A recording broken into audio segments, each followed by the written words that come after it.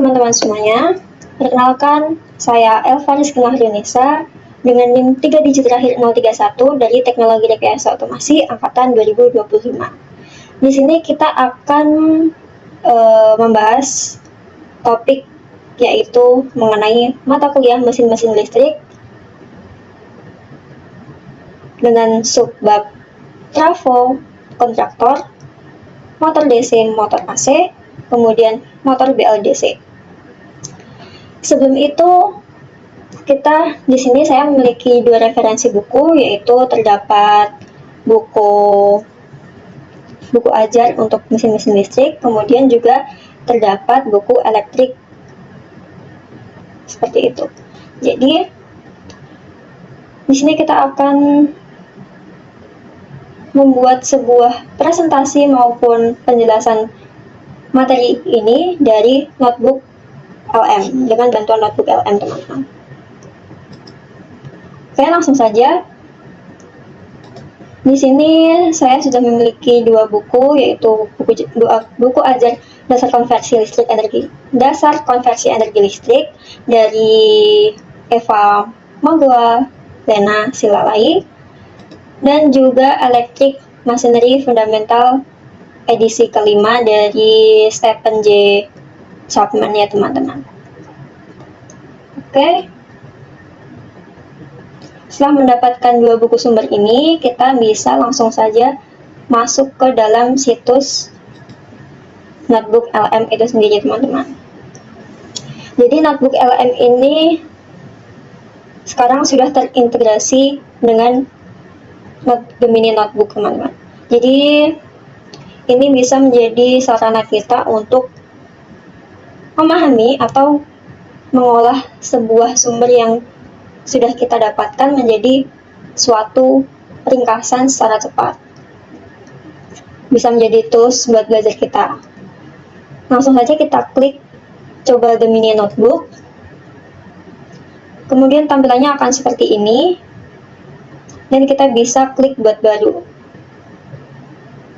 Oke, di sini saya sudah mencobanya. Jadi pertama-tama, buku kalian tadi bisa kalian masukkan di Add Resource di panel sebelah kiri sini, dan kita klik Add Resource. Nah, di bagian Add Resource ini kalian bisa memasukkan berupa file data berupa file berkas kalian, kemudian kalian juga bisa memasukkan link atau tautan situs yang sudah kalian dapatkan, bisa juga dari Google Drive yang kalian punya maupun dari teks yang sudah kalian siapkan, seperti itu.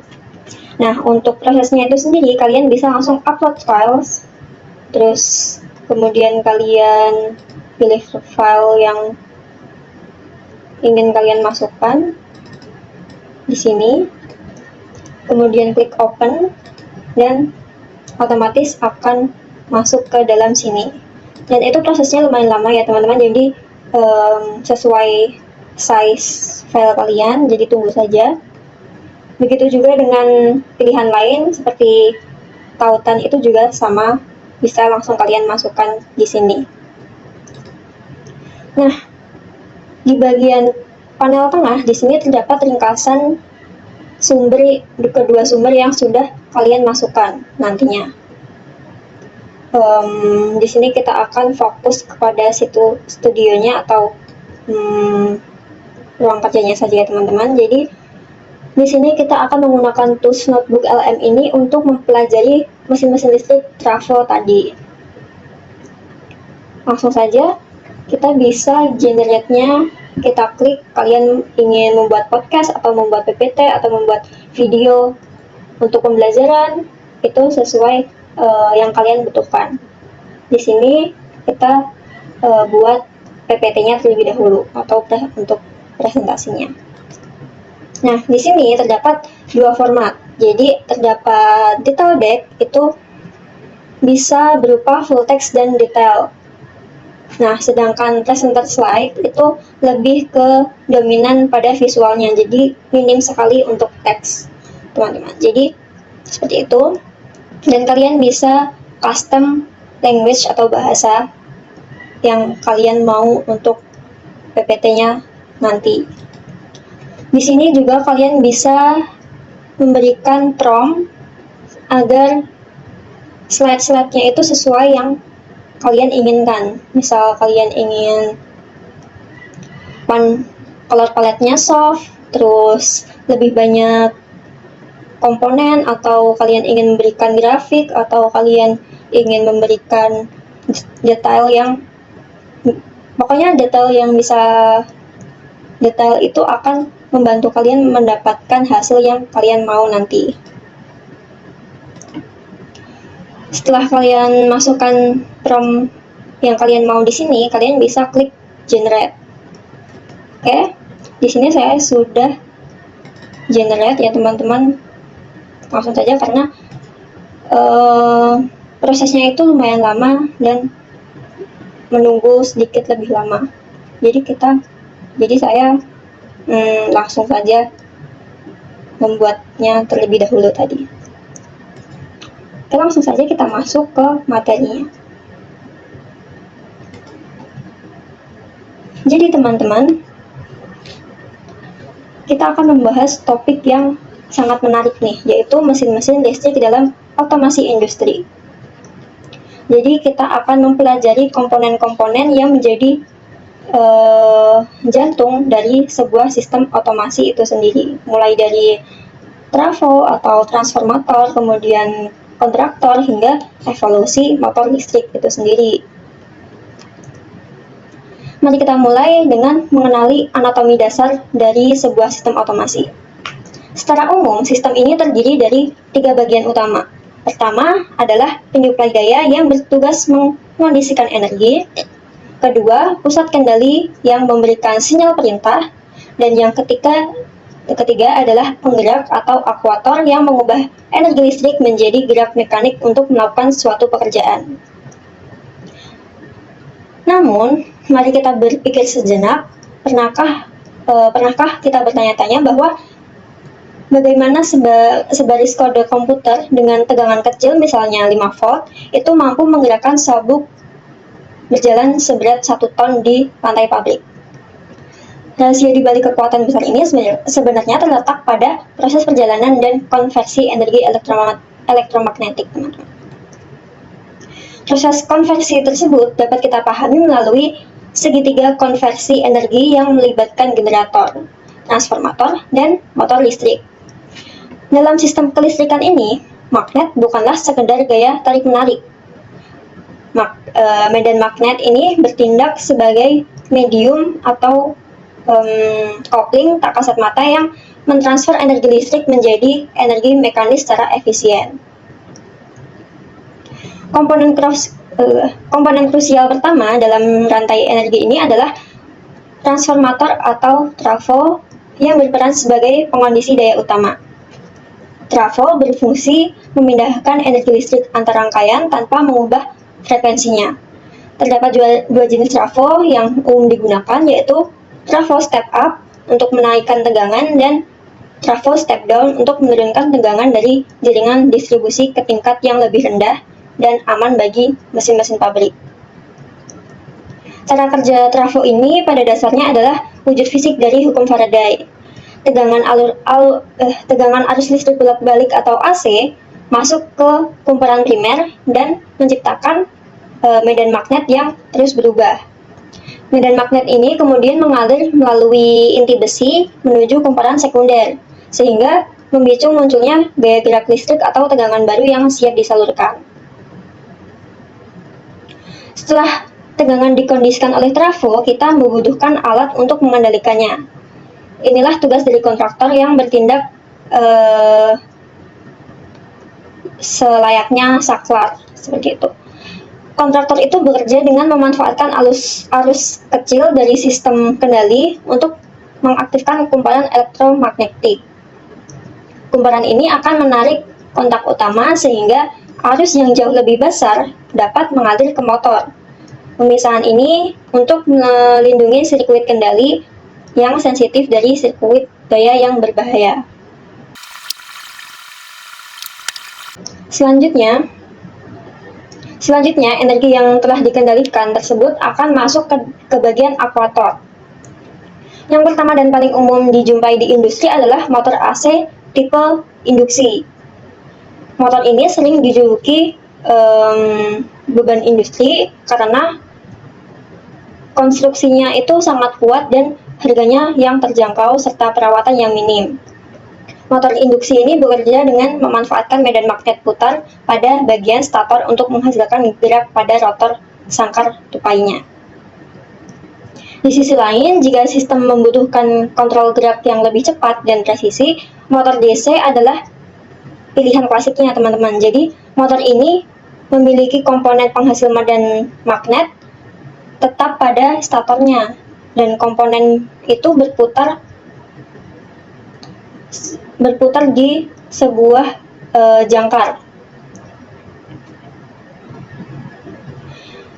Arus listrik itu disalurkan ke jangkar yang telah berputar tersebut melalui komponen bernama sikat karbon atau sikat karbon dan komutator. Nah, pertemuan antara sikat karbon dan komutator inilah yang menciptakan gerak mekanik. Saat kumparan berputar melewati kutub magnet, komutator itu berfungsi sebagai penyearah mekanik yang membalikkan arah arus secara otomatis. Proses pertukaran arah arus ini melibatkan putaran motor tetap stabil searah secara terus-menerus. Walaupun motor DC sangat presisi, gesekannya terus-menerus antara sikat karbon dan komutator yang sering menimbulkan keausan atau percikan api, jadi hadirlah motor brushless DC atau BLDC.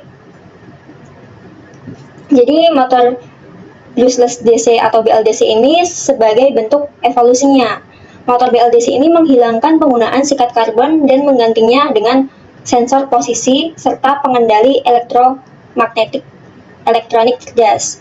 Hasilnya nanti motor ini bisa berputar tanpa gesekan, bebas percikan api, kemudian dalam jangka panjang juga, dan mampu berputar dalam kecepatan yang tinggi.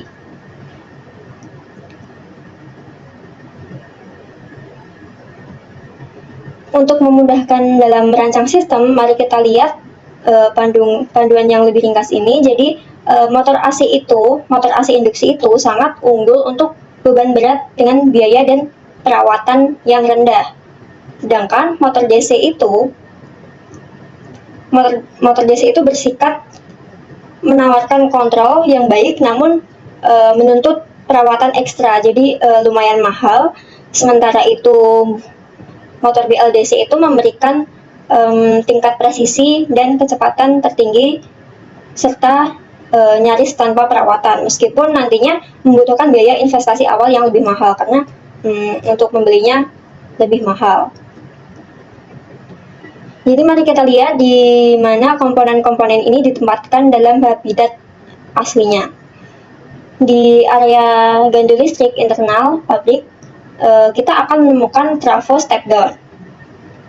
Bergerak dalam panel kontrol utama, kita akan lihat deretan kontraktor yang siap menerima perintah dari komputer. Sedangkan di ujung-ujung lini produksi, seperti pada bagian lengan robot inspeksi, kita akan menjumpai motor BLDC yang bergerak dengan presisi. Sebagai studi kasus, bayangkan kita sedang mendesain mesin pemilah kotak obat otomatis. Jadi kita membutuhkan dua gerak, yaitu satu untuk sabuk konveyor yang berjalan non-stop, dan satu lagi itu untuk lengan capit pemisah di antara yang rawan terbakar. Berdasarkan panduan sebelumnya, motor AC induksi tadi adalah pilihan yang paling masuk akal untuk konveyor utama karena ketangguhannya. Sedangkan untuk capit pemisah itu kita bisa gunakan motor BLDC untuk solusi karena tingkat presisinya itu tinggi dan sifatnya yang tidak menghasilkan percikan api. Sebelum kita menyimpulkan materi hari ini, mari kita uji pemahaman kita sejenak. Dari gambar berikut, ini adalah komponen penyearah mekanik yang selalu berdampingan dengan sikat karbon pada motor DC konvensional. Namanya ini adalah komutator, teman-teman. Jadi, sebagai penutup, kita bisa menyimpulkan bahwa tidak ada satupun mesin listrik yang sempurna untuk semua kondisi. Energi itu harus mengalir melintasi trafo, kemudian dikendalikan dengan aman oleh kontraktor, dan dieksekusi dengan tepat oleh motor. Pemilihan jenis motor itu, baik AC, DC maupun BLC, adalah sebuah kompromi antara biaya, daya, presisi, dan perawatannya. Jadi seorang automation seperti kita itu bukanlah yang sekedar mampu menghafal rumus, melainkan juga tahu persis alat mana yang paling tepat yang dikeluarkan dari kotak peralatannya demi menyelesaikan masalah.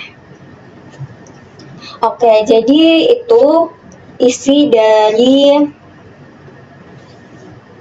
PowerPoint atau presentasi yang dibuat oleh Notebook LM. Sudah lumayan lengkap ya teman-teman, jadi seperti itu. Tapi terdapat beberapa pilihan lain, yaitu ada audio overview. Di sini audio overview itu bisa nanti outputnya itu berupa sebuah podcast atau pembicaraan antara dua orang atau lebih, satu atau dua orang lebih, untuk membahas sumber yang sudah kita masukkan tadi. Nah, di sini saya menggunakan deep ini, kemudian kita langsung generate. Oke, di sini terdapat ada 10 menit ya teman-teman, bisa kita dengarkan.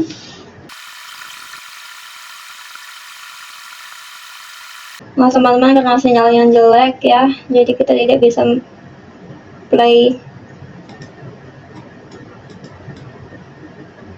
podcast tersebut, tapi di sini durasinya lumayan panjang dan ini nanti akan berupa podcast dari AI. Kemudian juga terdapat video overview. Oke, video overview itu juga bisa kita custom untuk topiknya ya teman-teman. Kalian bisa ingin seperti apa, nanti bisa di sini sinematik, kemudian ada explainer ataupun video pendek. Kemudian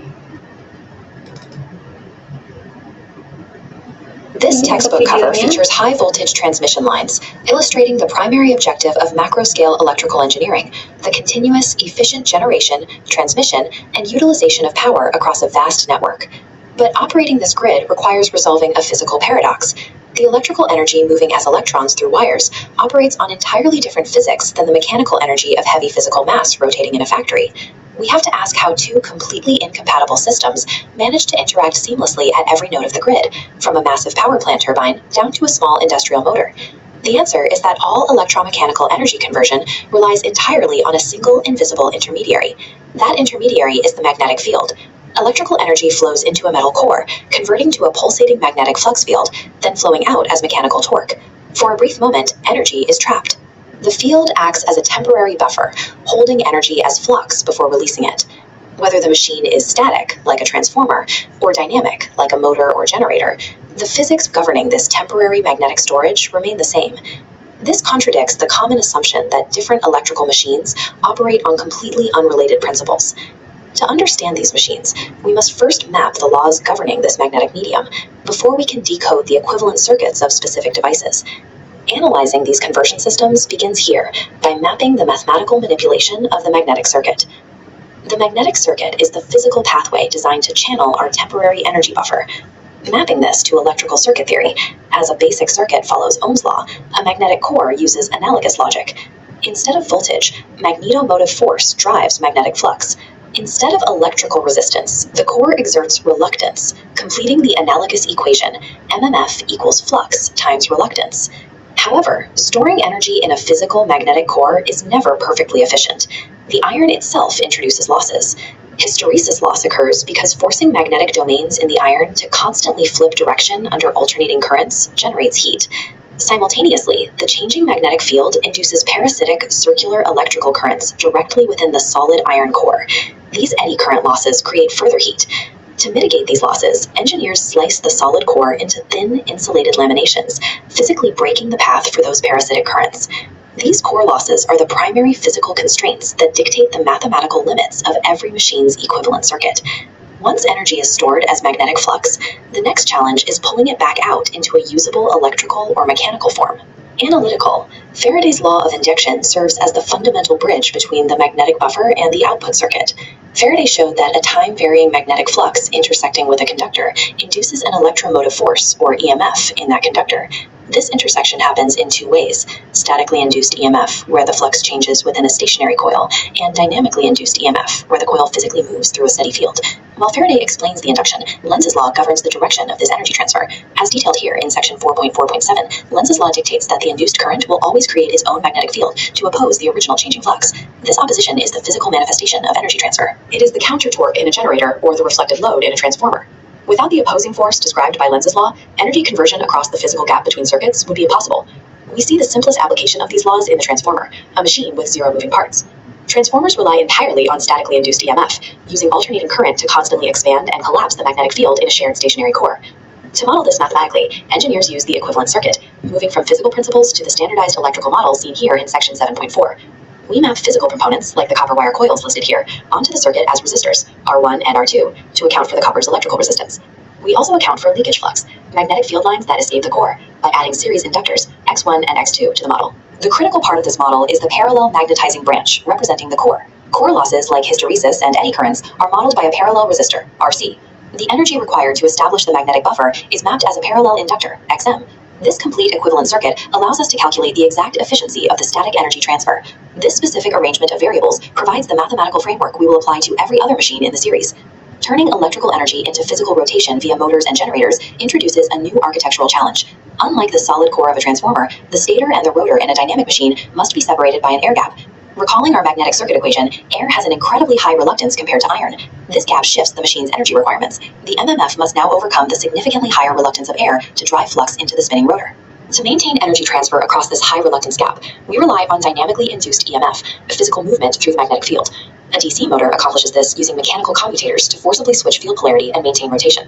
In contrast, an induction motor relies entirely on slip, the speed difference between the rotating magnetic field and the rotor, to induce current across that air gap. Mechanical rotation is the physical solution to the mathematical problem of moving magnetic flux across an air gap. Despite vastly different physical constructions, all these machines are governed by the same intermediary magnetic buffer.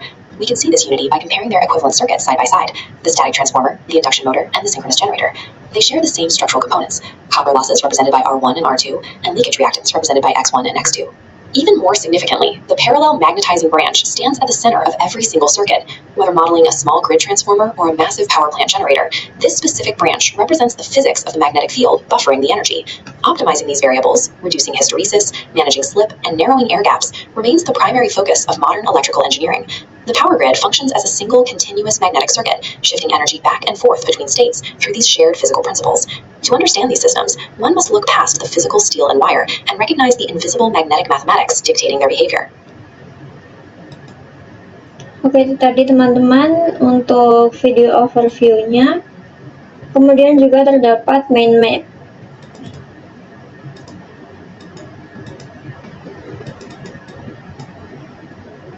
Di mind map ini, kalian bisa langsung generate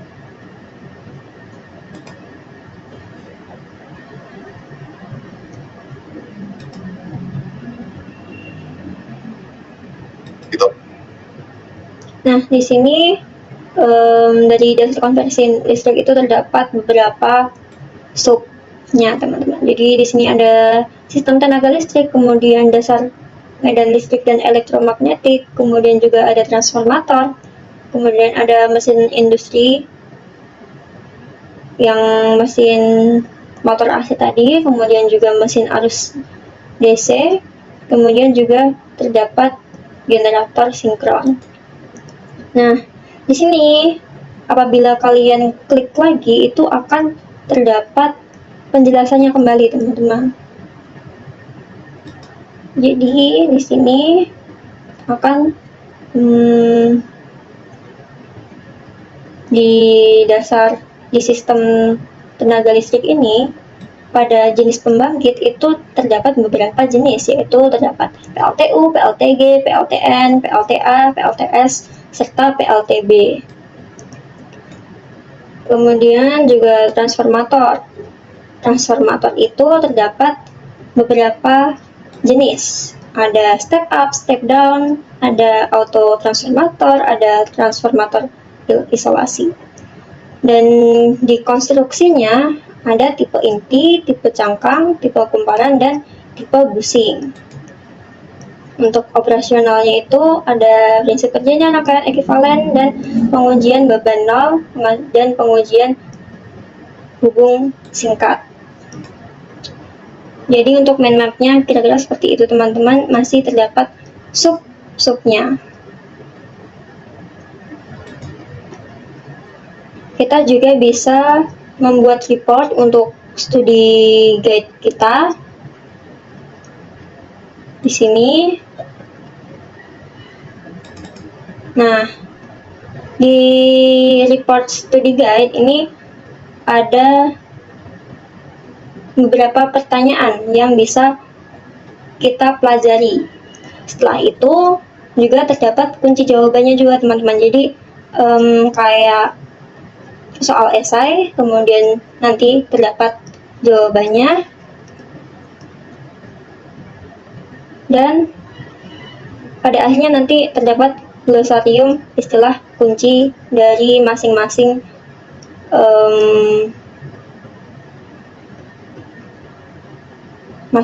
istilah, seperti itu. Kemudian juga terdapat flashcard. Di flashcard ini kalian bisa langsung generate sesuai yang kalian mau. Misal kalian ingin level kesulitan, kemudian juga berapa cards yang kalian ingin buat, seperti itu. Untuk flashcardnya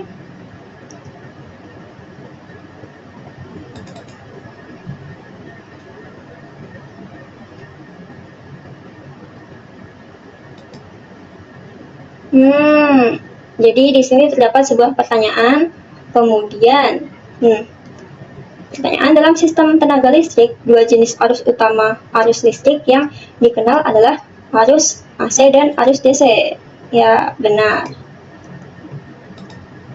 Nah, di sini juga ada explain, nanti masuknya ke chat pada panel tengah ini, teman-teman.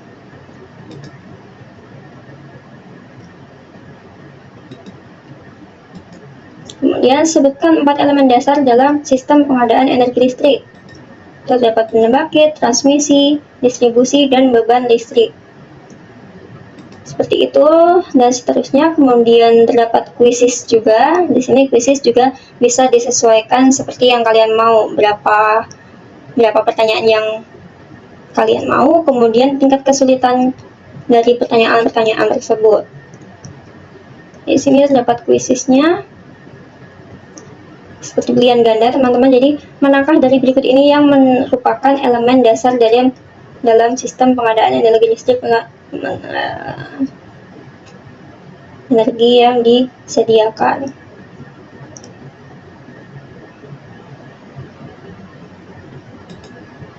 Ya, salah teman-teman. Oke. Kemudian mengapa energi listrik yang dikirim dalam pusat pembangkit harus ditransmisikan dengan mengapa energi listrik yang dikirim dari pusat pembangkit ke pusat beban harus ditransmisikan dengan tegangan tinggi atau ekstra tinggi?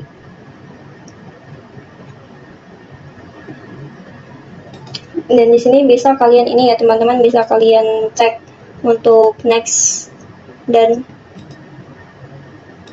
sebelum pertanyaan-pertanyaan itu. Di sini muncul 10 pertanyaan, dan nantinya setelah kalian menyelesaikan ini, kalian bisa klik done dan akan terdapat nilainya. Kemudian juga terdapat infografis.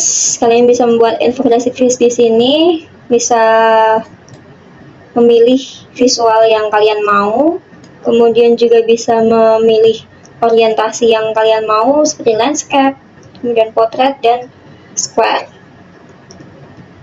Dan di sini juga ada level detailnya, mau seperti apa, standar, detail ataupun biasa saja.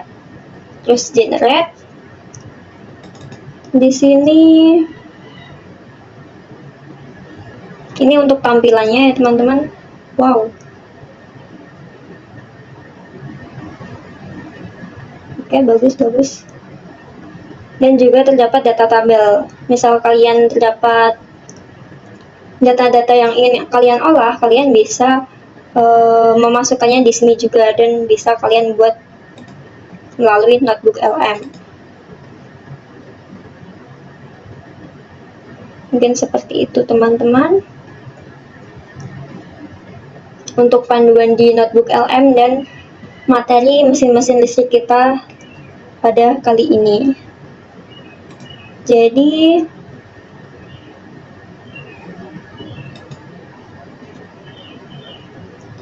sekian video pada kali ini, semoga bermanfaat. Mohon maaf apabila ada terdapat kesalahan kata maupun pengucapan kata. Sampai jumpa di video berikutnya. Dadah.